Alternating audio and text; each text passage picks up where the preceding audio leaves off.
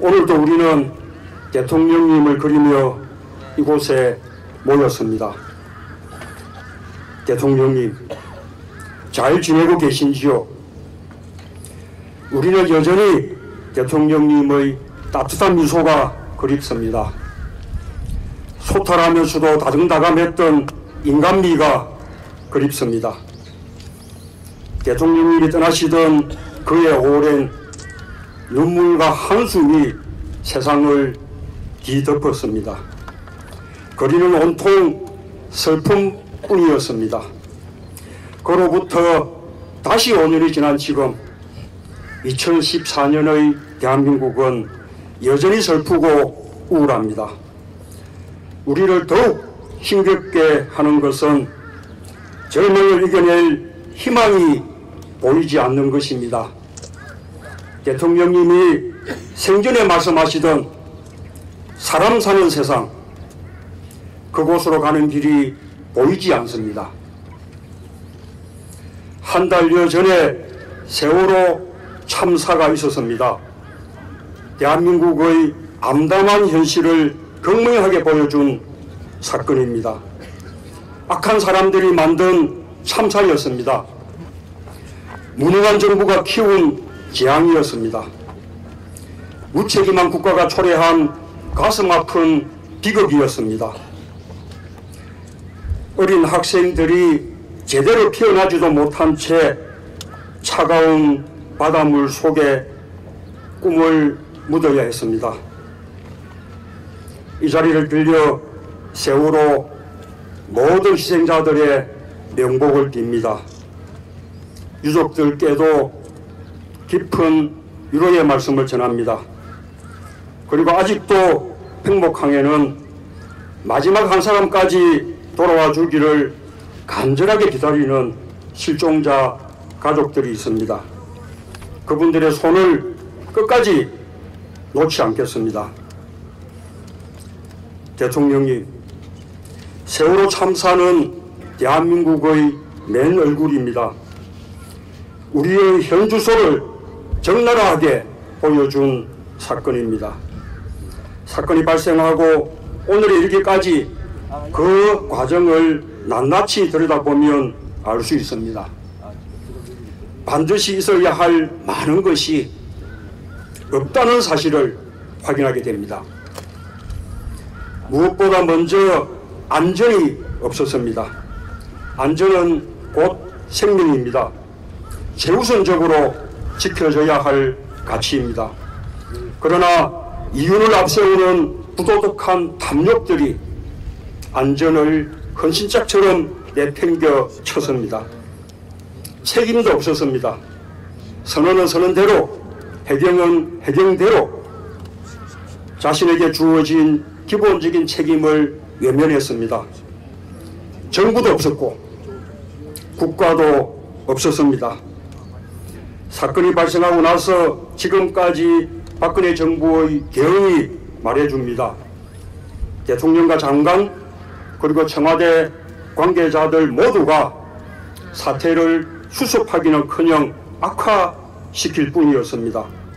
박근혜 정부의 무능하고 무기력한 모습, 거기에 정부 관계자들의 안이한 행태들이 국민적 분노와 저항을 불러일으켰습니다.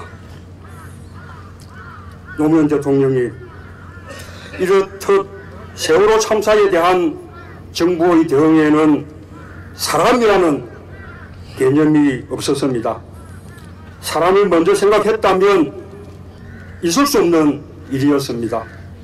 사람을 중심에 놓고 대응했다면 더 많은 생명을 구하고 보다 빠른 수습도 가능했을 것입니다.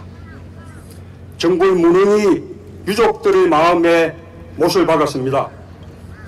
무기력한 정부 때문에 온 국민의 가슴에 큰 상처가 남았습니다. 그 과정을 지켜보면서 참여정부 출범 초기의 사건을 떠올렸습니다. 취임 직전인 2003년 2월 대구 지하철 참사가 발생했습니다.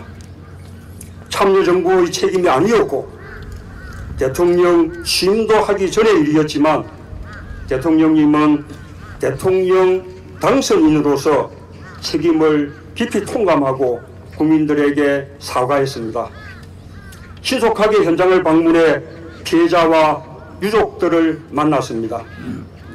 사태 수습을 위해 사람과 자원을 총동원했습니다. 이를 계기로 참여정부 출범 후 안전을 위한 근본적인 대책도 수립했습니다. 대통령과 청와대가 최종 책임을 지는 위기관리 매뉴얼을 처음으로 만들었습니다. 재난관리 시스템도 제대로 구축했습니다. 규제 완화 요구의 압박이 거세질 때에도 쉽게 물러서지 않았습니다. 안전, 인권, 환경을 위한 규제는 절대 완화할 수 없다고 쇠기를 박았습니다.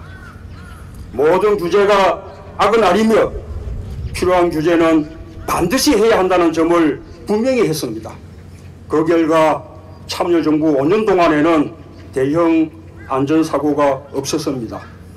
사고가 미연에 방지된 것입니다. 그러나 그 후에 정부를 거치는 동안 정부의 안전의식은 후퇴일로를 걸어왔습니다. 정부 스스로가 안전불감증에 걸렸습니다. 이번 사태에서 명확하게 드러나듯이 안전사고에 대한 지휘 체계도 불분명했고 어떻게 대응해야 하는지 시스템도 없었습니다. 세월호 참사의 엄청난 희생은 명백히 이 정부의 책임입니다. 대통령님은 서거하시기 직전까지도 국가란 무엇인가 라는 명제를 깊이 연구하셨습니다. 유작인 진보의 미래를 보면 대통령님이 고심하셨던 주제를 알 수 있습니다. 국가의 역할이 달라지면 사람들의 삶이 달라진다. 국가는 국민의 행복한 삶을 위해서 존재한다.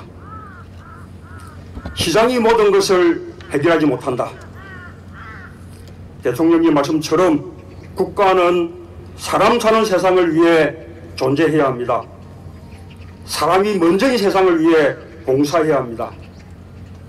그러나 대한민국의 현실은 그렇지 못합니다. 국민 위에 군림하는 통치자만 있습니다. 그 통치자의 말을 받아 적기만 하는 장관들이 있을 뿐입니다.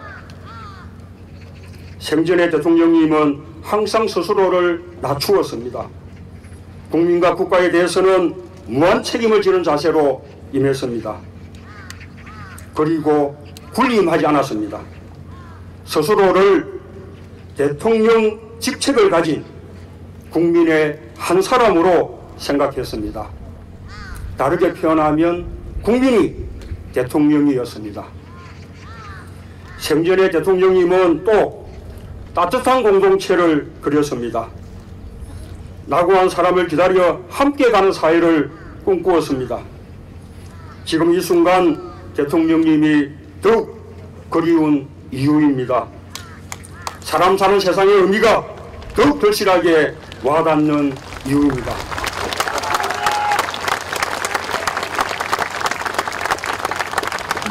사람 사는 세상은 성장지상주의가 아니라 함께 가는 복지를 이야기하는 것입니다.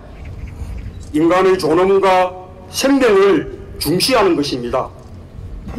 안전과 환경, 생태에 눈을 돌리는 것입니다. 대통령님은 치열하게 노력했습니다.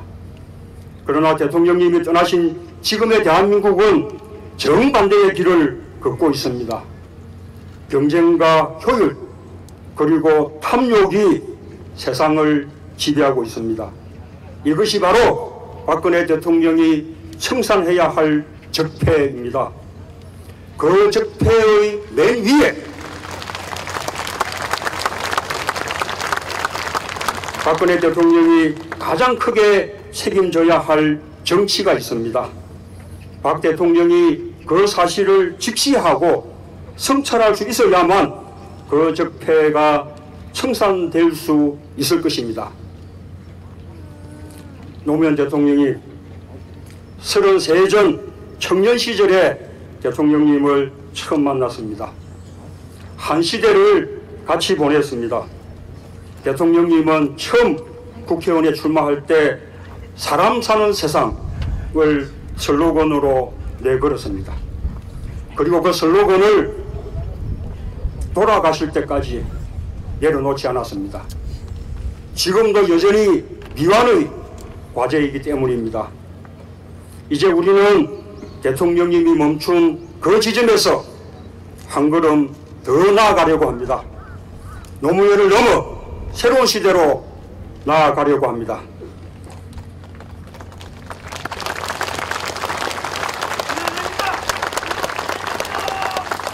이제 국가와 정치와 민주주의의 중심에 시민의 안녕이 있고 시민의 구체적인 삶 속에 국가와 정치와 민주주의가 살아 숨쉬는 생활민주주의 시대를 열고자 합니다. 나라의 제도와 가치가 생활 가까이 있을 때 국민들은 행복합니다.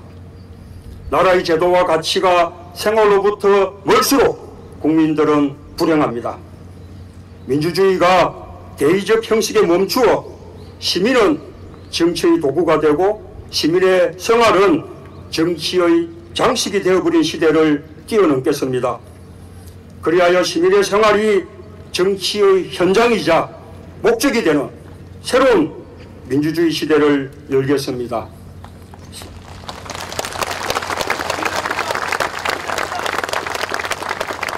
생활민주주의를 바탕으로 하는 생활국가로 나아가 사람 사는 세상, 사람이 먼저인 정치를 실현하겠습니다.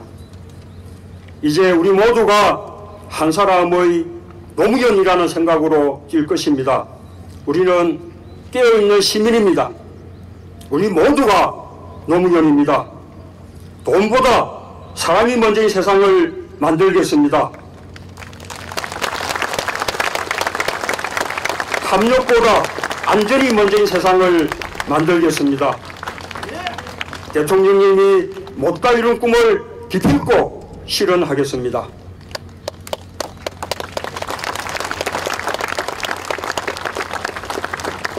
우리 눈앞에 사람 사는 세상이 펼쳐지는 그날 대통령님을 다시 모시러 가겠습니다. 손잡고 함께 덩실 춤을 추겠습니다. 그 자리엔 세월호 아이들도 환하게 웃는 얼굴로 함께 할 것입니다. 모두가 사람답게 사는 그날을 위해 다시 뛰겠습니다. 지켜봐 주십시오. 그리고 늘